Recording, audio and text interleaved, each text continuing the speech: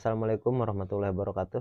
Seperti biasa, yaitu saya akan menjawab beberapa pertanyaan daripada sahabat kita yang kebetulan cukup lama juga, sudah ya hampir 1 minggu yang lalu lah.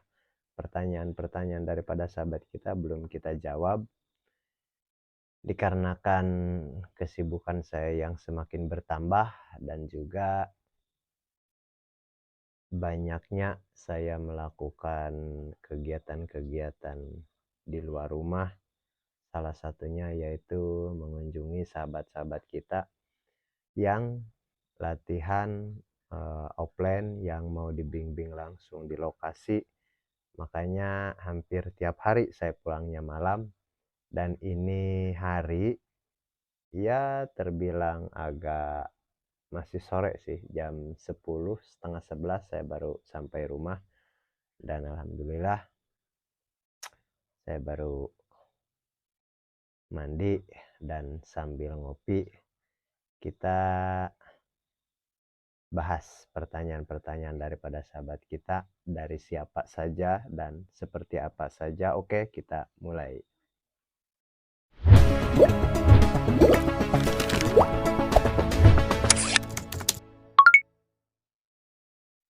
Oke, ini pertanyaan yang pertama yaitu dari Lepi Asmul.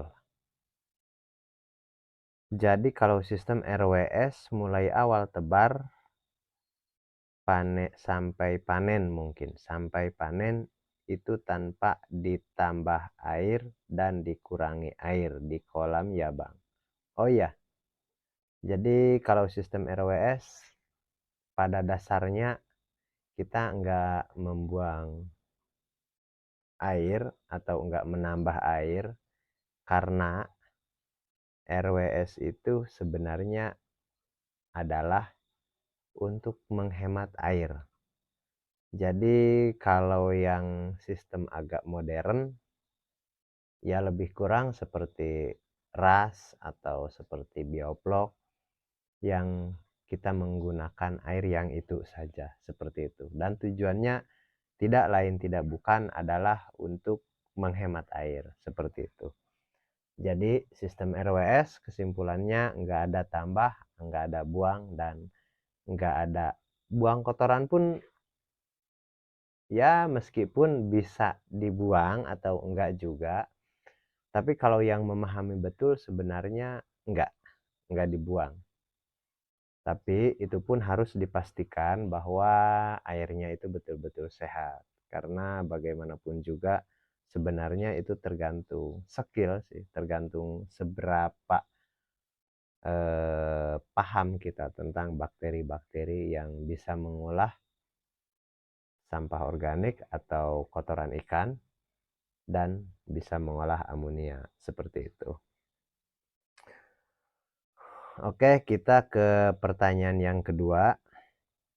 Masih dari orang yang sama, yaitu Lepi Asmul. Umumnya mulai awal tebar sampai panen itu kita panen berapa kali? Soalnya saya panen 2 kali, itu dipanen yang kedua banyak yang kecil-kecil ikannya. Oke, jadi begini. Umumnya awal tebar itu rata-rata kita paling kecil menggunakan 78, dan itu pun paling kecil. Jadi kalau ada sebenarnya sempurnanya itu 9-10, apalagi kalau pemula, kalau ada. Tapi kalaupun nggak ada lah, bisa nawar sedikit lah, 8-9 seperti itu. Dan 7-8 itu paling kecil. Terus kalaupun 7-8 nggak ada, kita mau tidak mau harus ambil resiko, yaitu kita pendederan dulu. Jadi ambil benih dari si penjual atau mitra kita mungkin, atau binaan kita mungkin. Ambil benih dari mulai ukuran 45, 56 ataupun 34, terserah. Di situ kita pendederan dulu, kurang lebih ya sekitaran 2-3 minggu lah, tergantung size ikan juga. Biasanya kalau ikan 45 paling 2 minggu. 2 minggu itu. Yang pertama tujuannya supaya kita tebar sedikit lebih besar karena untuk menekan resiko juga. Dan yang kedua untuk menghemat budget untuk benih juga, karena bagaimanapun juga salah satu cost yang besar itu benih selain daripada pakan. Terus dan yang ketiga untuk menyelaraskan atau supaya ukuran ikan itu lebih rata. Kalau misalkan 78 ya 78. Karena sebelum kita tebar atau setelah kita pendederan, tentunya kan kita grading atau ayak dulu. Jadi ukurannya lebih akurat. Kalau misalkan 89, 89, kalau misalkan 78, 78. Dan nanti ada adik-adiknya lagi, seperti itu.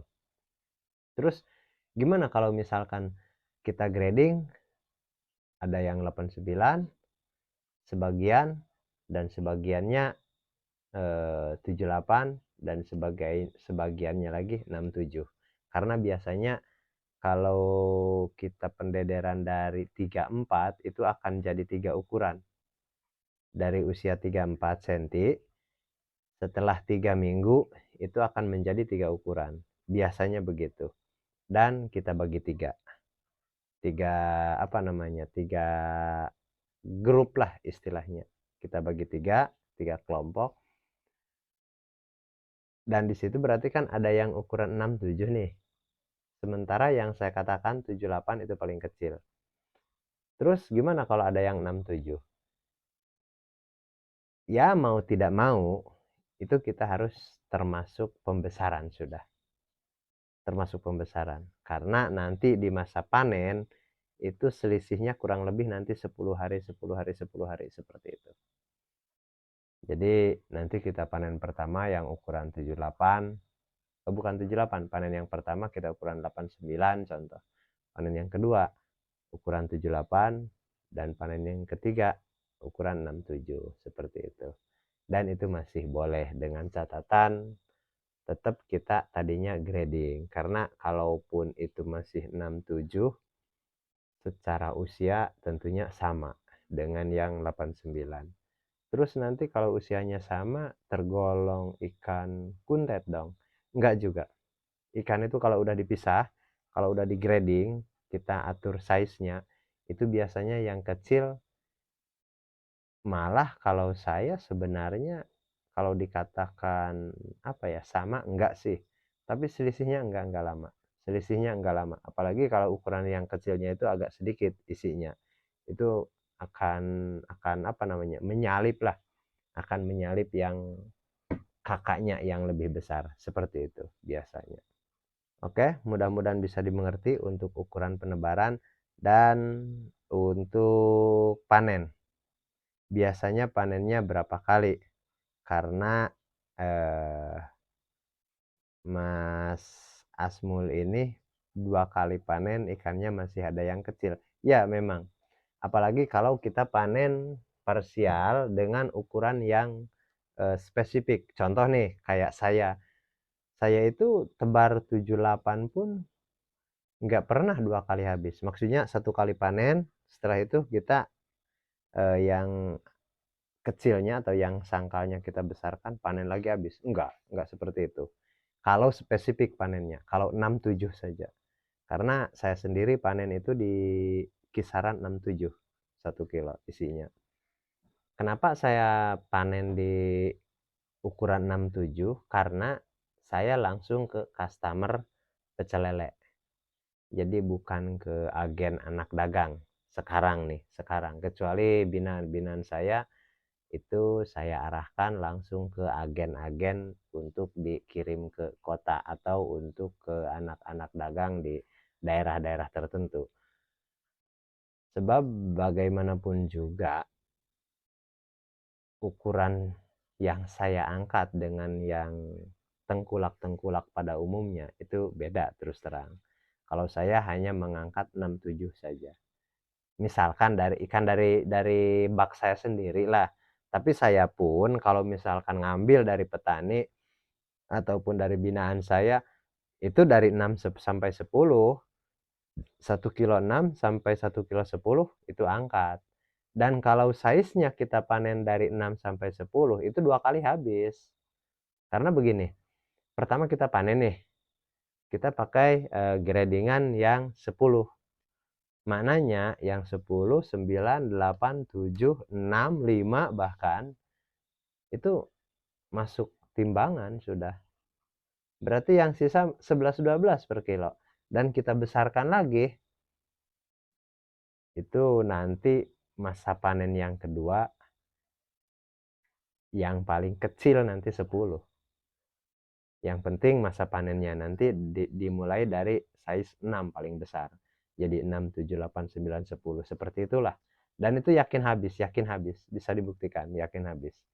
Yang penting yang saya bilang tadi, tebar minimal 78 dan ukuran panen 6 sampai 10, yaitu panen untuk dikirim ke kota-kota ataupun dikirim ke tengkulak-tengkulak dan untuk didagangkan secara umum. Dan kalau untuk saya sendiri memang itu sampai 3 bahkan kadang 4 kali kadang 4 kali. Ya kalau 4 kali itu memang betul-betul habis lah. Jadi kadang-kadang saya itu usia 5-6 minggu, tapi tergantung benih sih. Kalau benih misalkan 8-9 atau 9-10 itu mulai dari 5 minggu itu sudah mulai milih. Dan 10 hari berikutnya milih lagi. 10 hari berikutnya milih lagi. Kadang-kadang 1 minggu milih lagi, seperti itu. Jadi tergantung apa ya? Kadang tanggung juga sih. Pertama kita panen, kita misalkan cuman kayak yang kemarin yang di belakang rumah panen 9.000 ekor, cuman panen 2 kintal 40. Berarti ya kisaran 20% nggak sampai. Seperti itu. Jadi kurang lebih 20% lah kurang lebih. Kalau kita panennya itu akurat 6-7 saja. Seperti itu. Tapi kalau dari yang pertama milih biasanya jedanya ya paling seminggu, paling lambat 10 hari. Seperti itu. Kita panen lagi dan itu banyak biasanya. Itu biasanya banyak, lebih dari 50% kalau panen yang kedua. Terus panen yang ketiga, nah itu masih tergolong banyak lah, bisa sampai 35-40% panen yang ketiga. Dan itu jedanya itu enggak terlalu lama, antara 1 minggu paling lambat 10 hari. Di antara itu paling cepat 1 minggu dan paling lambat 10 hari, seperti itu. Dan kalau ukurannya tepat hanya isi 6 dan 7 1 kilo itu bisa 4 kali, seperti itu. Oke, mudah-mudahan bisa dipahami. Kami untuk sahabat kita, dan kita lanjut ke pertanyaan-pertanyaan berikutnya tapi di video yang terpisah. Dan untuk yang ini saya pikir cukup sampai di sini dulu, dan assalamualaikum warahmatullahi wabarakatuh.